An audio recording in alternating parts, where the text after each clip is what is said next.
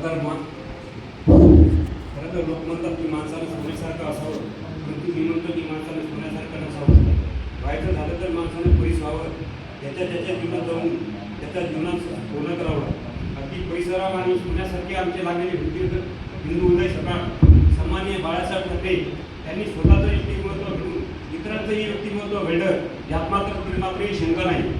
कारण तुम्ही बघत आहात आजचा हल्लीचा काळ हा खूप दुर्गम होत चालला आहे आणि ह्याची तरुण पिढी सुद्धा खूप बिघडत चाललेली आहे.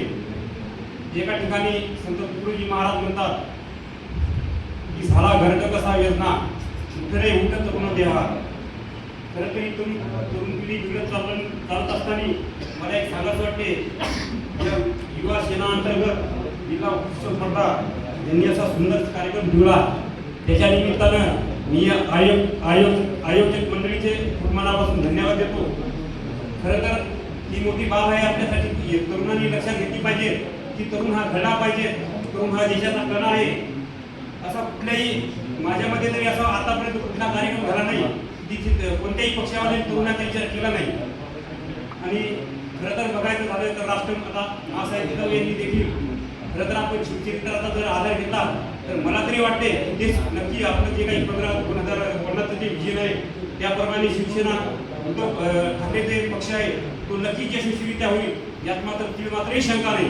हे अगदी छाती ठोकपणे सांगू शकतो मी. आणि खरं तर बघायचं जर झालं तर छत्रपती शिवाजी महाराजांनी अगदी थोडक्यात सांगतो मी, सोशल मीडियाचा त्यावेळेस जर विचार केला नसता किंवा सोशल मीडिया त्यावेळेस जर संपुष्टात आणली नसती तर मला नाही वाटत की आज कुठल्याही पक्षाची इथपर्यंत हिंमत गेली असती. आज खरं तर मला सांगायला दुःखही वाटतं आणि आनंदही वाटतं की माझ्या आज जो युगात जो चालला आहे, छत्रपती शिवाजी महाराजांच्या काळात काही लाडकी बहीण योजना नव्हती. मात्र अगदी खूपपणे सांगतो मी की छत्रपती शिवाजी महाराजांच्या काळात मात्र माझी बहीण आणि माय सुरक्षित योजना नव्हती, ही नक्की होती. त्यात तिला मात्र शंका नाही. आणि खरं तर बोलायचं दिलं आणि माझा जर परिचय द्यायचा जर झालं तर माझी पहिलीच वेळ आहे. मी रवी भाऊ रामणी भोयर, मी बिटोळा इथे राहतो आणि मला तरी वाटतं की चांगला एक कार्यक्रम तुम्ही या उद्देशाने घेता येतं. त्याच्याबद्दल मी तुमचे जेवढे करावं तेवढेच कमी आहे. आणि खरं तर सांगायचं तर छत्रपती शिवाजी महाराज हे नेहमी म्हणतात कि गलत काय रूप खुलकर कीजिए, चाहे राजनीति हो या चुनाव, इतिहास आवाज उठाने वालों पर लिखी जाती है, कलवे चाटने वालों पर नहीं. खरं आणि एक स्वामी विवेकानंदाचं उदाहरण सांगतो. मला काही जास्त काही बोलता येत नाही, फार काही कुठला बघता नाही आणि मला सांगाय अतिशय काही कमीपणाही वाटत नाही. त्यावेळेस स्वामी घरामध्ये खेळत असायचे आणि स्वामीच्या घरात जाताना पाहुणे आले आणि त्या पाहुण्याने त्या स्वामीच्या डोक्यावर हात फिरवला आणि या स्वामीला विचारलं की बाळ तुला काय व्हायचंय. स्वामीचे वडील हे नेटी बशीर होते आणि स्वामीचे वडील स्वामीने त्या पाहुण्याला उत्तर दिले की मला हा ड्रायव्हर व्हायचं आहे. पण स्वामीचे वडील चिडले नाही त्याच्यावर. स्वामीच्या वडिलांना त्याच्यावर रागावले देखील नाही आणि स्वामीला उत्तर दिलं आणि एकदम वेगवेगळं भीतीच्या फोटोकडे बघितलं.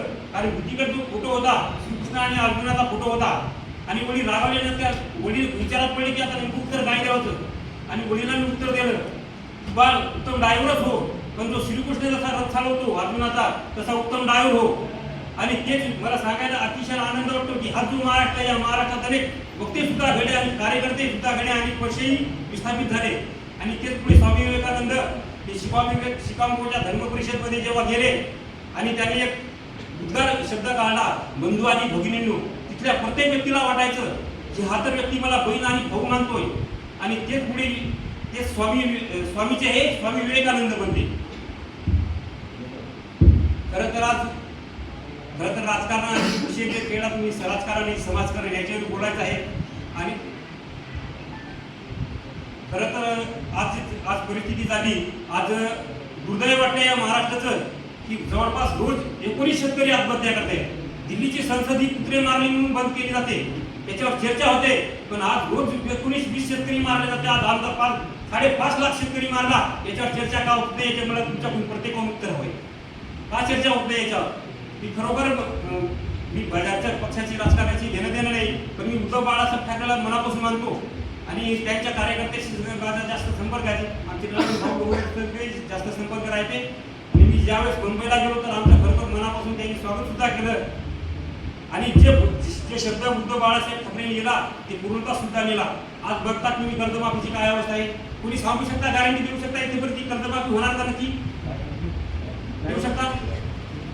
पण उद्धव साहेबांनी जे शब्द दिला ते पूर्ण केला का नाही.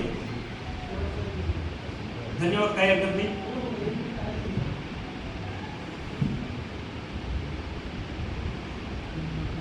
खरं तर एक सांगून देतो की आणि ज्यावेळेस दळा खोळ्यात मावळ हा राणा मालावरील राहत होता त्याच्यावेळी मासाहेब जीवांना प्रश्न पडायला की त्याच्यामध्ये आपल्या मावळ्यामध्ये रग आहे आणि ती रग जर ओळखली पुन्हा महाराष्ट्र उभं राहू शकतात राहू शकतो. आणि मासाहेब जिजाऊन हे अगदी आहे या लोकांना फक्त